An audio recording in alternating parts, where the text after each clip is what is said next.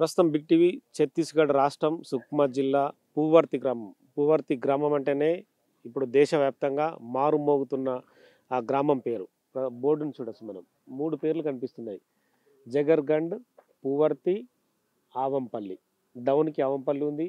జగర్గండ్ ముందుకెళ్ళాలి. పూవర్తి అనేది right side మనకు ఆరో మార్క్ వేసిన ప్లేస్ అది. అక్కడ మనకు కనిపిస్తున్న డంపర్‌లని చూడొచ్చు. పక్కనే ప్రొక్లైనర్‌లు. ఆ పక్కనే ఇక్కడ నిర్మాణం చేసుకోవడం కోసం కావచ్చు, ఇక్కడ రోడ్లు వేయడం కోసం హిడ్మా సొంత గ్రామానికి ఇక్కడ నుంచి ఛత్తీస్గఢ్ స్టేట్ గవర్నమెంట్ కంప్లీట్గా ఎండ్ విలేజ్ అనేది హిడ్మాదే. ఈ ప్రాంతం నుంచి ఇక్కడ మెయిన్ రోడ్ నుంచి మొదలుకొని కంప్లీట్గా లోపలికి 16 కిలోమీటర్ల వైపు కూడా మెయిన్ రోడ్డు వేయడానికి అంత ప్లాన్ సిద్ధం చేసింది. ప్రస్తుతం అయితే ఒక మట్టి రోడ్డు మాత్రం వేశారు. మరి కొద్ది రోజుల్లో అంటే మరో 6 నెలల్లో కూడా ఇక్కడి నుంచి ఆ ఊరికి తార్ రోడ్డు నిర్మాణం జరుగుతుందని మనం భావించవచ్చు. హిడ్మా ఎన్కౌంటర్ తర్వాత ఇక్కడ పరిణామాలన్నీ పూర్తిగా మారిపోయాయి. హిడ్మా ఎన్కౌంటర్ లక్ష్యంగానే భారత ప్రభుత్వం అడుగులు వేసిన తర్వాతనే హిడ్మా దండకార్యం నుంచి బయటకు వచ్చాడు. బయటకు వచ్చిన తర్వాత తను మరి బయటకు వెళ్ళాలనుకున్నాడా, లేదంటే విజయవాడలో తను కొంతమంది వ్యక్తులను నమ్మి ఆరోగ్యం సహకరించక ఏమన్నా వైద్య సాయం కోసం వచ్చాడన్న విషయాలు ఇప్పటికి కూడా ఖచ్చితంగా సస్పెన్షన్లో ఉన్నాయి. కానీ హిడ్మా తన భార్య రాజేతో పాటు మరో 4 మారేడుమిల్లిలో ఎన్కౌంటర్ కాబడ్డారు. మహేష్ చంద్ర లడ్డా డీజీ ఇంటెలిజెన్స్ డీజీ బాస్ కూడా ఏపీ ఇంటెలిజెన్స్ బాస్ కూడా ఆ ఎన్కౌంటర్కి పూర్తి వ్యూహరచన చేసి హిడ్మా ఎన్కౌంటర్లో సక్సెస్ అయ్యాడు కూడా. కానీ హిడ్మా ఎన్కౌంటర్ తర్వాత ప్రస్తుతం మొత్తం ఈ ప్రాంతం అంతా కూడా పోలీసు బూట్ల చప్పులతో ఇప్పటికి కూడా కంటిన్యూ కూంబింగ్ అవుతూనే ఉంది. ఎందుకంటే బార్సా దేవా ప్రస్తుతం హిడ్మా తర్వాత వినిపిస్తున్న పేరు బార్సా దేవా. హిడ్మా విలేజ్ పూవర్తి నుంచే తను కూడా మావోయిస్ట్ పార్టీలో ప్రాతినిధ్యం వహిస్తున్నాడు. సేమ్ కమాండర్ ఆపరేషన్ చేయడం కూడా బార్సా దేవా చాలా నిపుణుడని చెప్పి కూడా ఇప్పటికీ బయటకు వచ్చిన మావోయిస్టులందరూ కూడా చెప్తున్నారు. అంటే బండి ప్రకాష్ కానీ, పుల్లూరి ప్రసాదరావు అలియాస్ చంద్రన్న కానీ, ఆజాద్ కానీ మిగతా వాళ్ళ లొంగుబాట్లు కూడా పూర్తిగా మావోయిస్ట్ పార్టీని ఖచ్చితంగా దీనస్థితికి తీసుకెళ్ళాయి. అంటే పతనావస్థ అనేది కూడా మనకు కనిపిస్తుంది.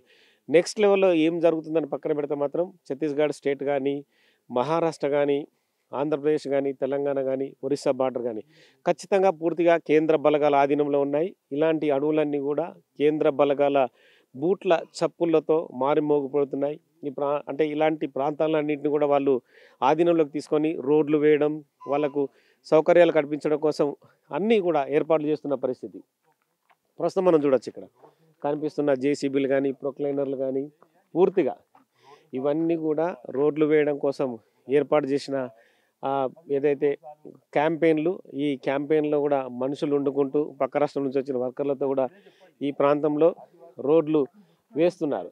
సో మొత్తానికైతే ఒకనాడు ఏదైతే కనీసం మనుషులు నడవలేకుండా ఉండేవాళ్ళు ఈ ప్రాంతంలో దాదాపుగా అంటే మామూలుగా సిమెంట్ బ్రిడ్జిలు ఉన్నా కూడా అవన్నిటిని కూడా తీసివేసి కేవలం ఇనుప బ్రిడ్జిల్నే ప్రస్తుతం వాడుతున్నట్టుగా మనకు అర్థమవుతుంది. ఆ బ్రిడ్జిలు అన్నింటిని కూడా ఖచ్చితంగా ఎప్పటికప్పుడు చెక్ చేసుకుంటూనే వీళ్ళు వెళ్తున్నారు పోలీసులు. ఎందుకంటే ఇప్పటికి కూడా ఎక్కడైనా మందు పాత్రలు పెట్టి మావోయిస్టులు పేల్చొచ్చు అన్న అనుమానాన్ని ఇప్పటికి కూడా వ్యక్తపరుస్తున్న ఇష్యూస్ని మనం కనిపించవచ్చు. సో మొత్తానికైతే ఓవరాల్గా హిడ్మా విలేజ్ అనేది కూడా అధునాతనమైన విలేజ్. అంటే భారతదేశంలో హిడ్మా అంటేనే కమాండింగ్ ఆపరేషన్లో దిట్ట. హిడ్మా 40 ఏళ్ల ప్రస్థానంలో దాదాపుగా 26 ఆపరేషన్లు నిర్వహించాడు. 150 మందికి పైగా చంపాడనేది కూడా ఆరోపణ హిడ్మా పైన ఉంది. హిడ్మాని వదిలే ప్రసక్తి లేదని చెప్పి భారత హోంశాఖ మంత్రి అమిత్ షా ప్రకటించినట్టుగానే ఎన్కౌంటర్ జరిగిందని చెప్పచ్చు. ఇక్కడ వర్కర్స్ అందరూ కూడా మనం చూడవచ్చు. వాళ్ళందరూ కూడా రోడ్లు వేయడం కోసమే ఇక్కడికి వచ్చామని చెప్పి వాళ్ళు జనరల్గా వాళ్ళ మాటల్లో చెప్తున్నారు. ఇక్కడ అంతా కూడా వర్కర్స్ అంతా కూడా మిగతా ఇక్కడ షెడ్స్ కానీ, నిర్మాణాలు కానీ ఇవన్నీ కూడా ఖచ్చితంగా హిడ్మా ఊరికి రోడ్లు వేసి హిడ్మా ఊరిని ఒక ఆధునికమైన విలేజ్గా, అంటే హిడ్మా విలేజ్ని నెక్స్ట్ అంటే హిడ్మా వాళ్ళ మదర్ కావచ్చు, వాళ్ళ కుటుంబ సభ్యులు కావచ్చు, చుట్టుపక్కల ఉన్న సన్నిహితులందరినీ కూడా వాళ్ళందరికీ అవసరమైతే ఇక్కడున్న ప్రభుత్వం, ఛత్తీస్గఢ్ ప్రభుత్వం వాళ్ళకి ఇండ్లు కట్టించి, డబుల్ బెడ్రూమ్ లాంటి ఇండ్లు కట్టించి కూడా ఉండే అంటే అవకాశం కూడా ఉంది. అంటే విజయ్ శర్మ కూడా స్వయంగా హిడ్మా ఎన్కౌంటర్కి ముందు ఈ విలేజ్కి వచ్చాడు. విలేజ్కి వచ్చి తల్లి కుంజాదేవితో కూడా కూర్చొని భోజనం చేసి కొడుకు లొంగుబాటుకు సహకరించాలని విజ్ఞప్తి చేసిన 15 రోజుల్లోపనే హిడ్మా ఎన్కౌంటర్కు గురి కాబడ్డాడు. ఎందుకంటే హిడ్మా విలేజ్ని ఒక అధునాతన మోడల్ విలేజ్గా తీర్చిదిద్దితే ఖచ్చితంగా మిగతా మావోయిస్టులు ఉన్న విలేజ్లు కూడా మారే అవకాశం కనిపిస్తుంది అని భావిస్తుంది భారత ప్రభుత్వం. కాబట్టి ఎందుకంటే ఆదివాసులు ఇప్పటికీ వెనుకబాటుకు గురయ్యారన్న ఆరోపణల నుంచి కూడా ఖచ్చితంగా వాళ్ళందరినీ అధునాతన ప్రపంచాన్ని చూపించాలనే దీంతోనే ముందుకెళ్తున్నట్టుగా మనకు కనిపిస్తుంది. ఈ క్రమంలో మనం ఇక్కడ డెవలప్మెంట్ని అంతా చూపించవచ్చు. సో మొత్తానికైతే డెవలప్మెంట్ అనేది ఖచ్చితంగా మనకు కనిపిస్తుంది. సో మొత్తం ఓవరాల్గా కనిపిస్తుంది.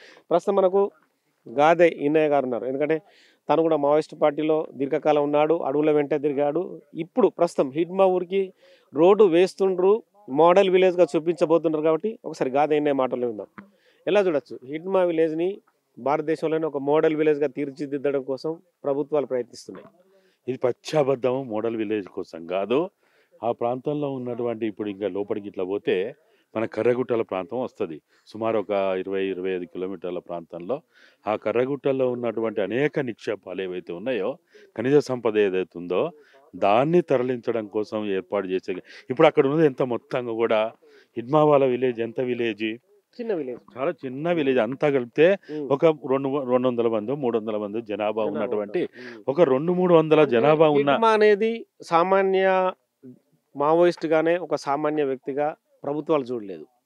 హిడ్మా అనేది ఇప్పుడు దేవుజీ కావచ్చు, నమ్మల కేశవరావు ఎన్కౌంటర్ జరిగిన సందర్భంలో కూడా ఇంత పెద్ద చర్చ జరగలేదు, ఇంత పెద్ద హీరోయిజం రాలేదు.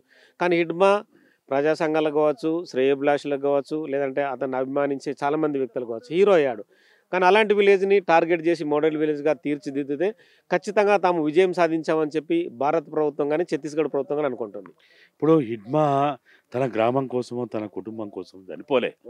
ఆయన మొత్తంగా కూడా భారతదేశంలో ఉన్నటువంటి సుమారు 16-17% జనాభా ఆదివాసీల కోసం ఆయన తన ప్రాణాలని అర్పించండు.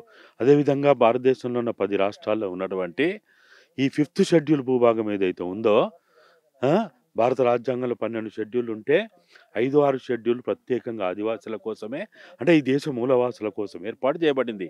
ఈ 5th షెడ్యూల్ మీరు అమలు చేయండి, మా సంపదను మేము కాపాడుకుంటాము, మా వనరులు మేము కాపాడుకుంటాము, తరతరాలుగా కాపాడుకుంటూ వచ్చినాము, మేము ఈ చెట్టును ముద్దాడతాం, గుట్టను ముద్దాడతాం, రాయిని ముద్దాడతాము, ప్రతి ఈ సంపద ప్రతి దాన్ని కూడా మేము మా కుటుంబంలో మా కంటి లెక్క, మా చేయి లెక్క, మా కాళ్ళు లెక్క ఈ సంపదను కాపాడుకుంటాము. ఇలా ఒక చెట్టును కొట్టినంటే మా చేయి కొట్టినట్టు లెక్క, ఇలా ఇక్కడ సంపదను తరలిస్తున్నారంటే మా ప్రాణం తీసినట్టు లెక్కనే అనే ఆలోచనతోటి వాళ్ళు ఈ రోడ్ల ఏర్పాటుని వాళ్ళు వ్యతిరేకించారు. కానీ ప్రతి మనిషి కూడా మీరు ఆరోపిస్తున్నట్టుగా అనుకోవచ్చు, కానీ ప్రతి మనిషి కూడా డెవలప్మెంట్ వైపే వెళ్తుంటారు. ఆదివాసీలు అంటే ఎప్పుడు వెనుకబాటుకు గురి కావాల్సిందేనా? వెనుకబాటులోనే ఉండి వాళ్ళు ఇప్పటికి కూడా కరెంట్ లేని పరిస్థితిలో దీపం పెట్టుకొని ఆ చీకట్లోనే వాళ్ళు పురుగు పుట్రా ఉన్నా కూడా అలా బతకాల్సిందేనా? మేము అట్లా చెప్తలేము. ఇప్పుడు సుమారు ఒక 200-300 జనాభా ఉన్న ఒక గ్రామానికి 40 ఫీట్ల రోడ్డు అవసరం లేదు, 10 ఫీట్ల రోడ్డు చాలు. 10 ఫీట్ల రోడ్డు వేసి మీరు అన్నట్టు వాళ్ళకి మంచి గృహవసతి ఇవ్వండి, వాళ్ళకి నీళ్ళు ఇవ్వండి, వాళ్ళకి కరెంట్ ఇవ్వండి. ఇప్పుడు ప్రభుత్వం ఇప్పుడు అదే యాంగిల్ని తీసుకెళ్తుంది. ఇప్పుడు ఏది మొదలు, ఇప్పుడు ఆకలైనోనికి కలిగంజ ముఖ్యం.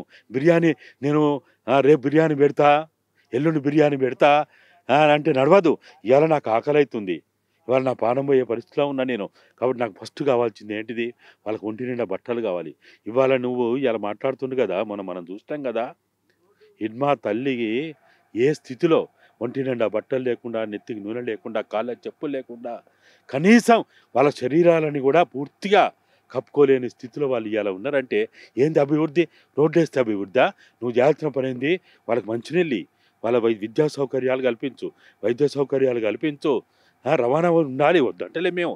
రవాణా అనేది మానవ పరిణామ క్రమంలో మానవ అభివృద్ధి కోసం అతి ముఖ్యమైనదే. ఎవ్వరు వద్దనరు, ఎంత పిచ్చోడు కూడా వద్దనడు. అందులో మార్పును కోరేటువంటి విప్లవకారులు అసలే వద్దనరు. కానీ ఎక్కడి నుంచి ప్రారంభం కావాలి? మనము స్నానం చేస్తే ఎక్కడ పోసుకుంటాం? కాలకాల పోసుకుంటావా? నెత్తి మీద పోసుకుంటావా? నెత్తి మీద పోసుకుంటాం. స్నానం చేస్తే ఎక్కడ పోసుకుంటాం?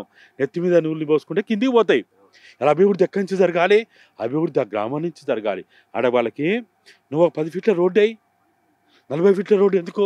40 ఫీట్ల రోడ్డు ఎందుకంటే పెద్ద పెద్ద ఒకటువంటి మొత్తం వాహనాలు పోవాలి, జేసీపీలు పోవాలి, లేకపోతే ఇంకా అనేక రకాలైనటువంటి పెద్ద పెద్ద యంత్రాలు పోవాలి, పోయి అక్కడున్న సంపదనంతా భూమిలోంచి తీయాలి, లేకపోతే కొండల గుట్టలను తీయాలి, దాన్ని పెద్ద పెద్ద ట్రక్కులలో వేసుకొని అమ్ముకోవాలి. ఇది తప్ప నిజంగా 400 జనాభా ఉన్న గ్రామానికి 40 ఫీట్ల రోడ్డు ఎవడన్నా వేస్తాడా? మీరు చెప్పండి. అవసరమా? 10 ఫీట్ల రోడ్డు సరిపోదా? నువ్వు మోడల్ విలేజ్ చేయాలంటే ఏం చేయాలి? ఆ గ్రామంలో ఉన్నటువంటి కుటీర పరిశ్రమ పెట్టు, కుట్టు మిషన్లు ఇవ్వు. ఇప్పుడు ఇక్కడ వ్యవసాయం లేదు, జీవనోపాధి లేదు. ఒక ఎండాకాలము ఆ బీడి ఆకు ఇతరత్ర తప్ప, అటవీ సంపద తప్ప వాళ్ళకి వేరే వనరులు లేవు. వాళ్ళకి ఏం చేయాలి? నువ్వు అనేక రకాలైనటువంటి కుటీర పరిశ్రమలు ఏర్పాటు చేయాలి. కుటీర పరిశ్రమ ఏర్పాటు చేస్తే వాళ్ళ కుట్టు మిషన్లు ఇస్తే ఏ మావోయిస్ట్ అయినా వద్దన్నడా?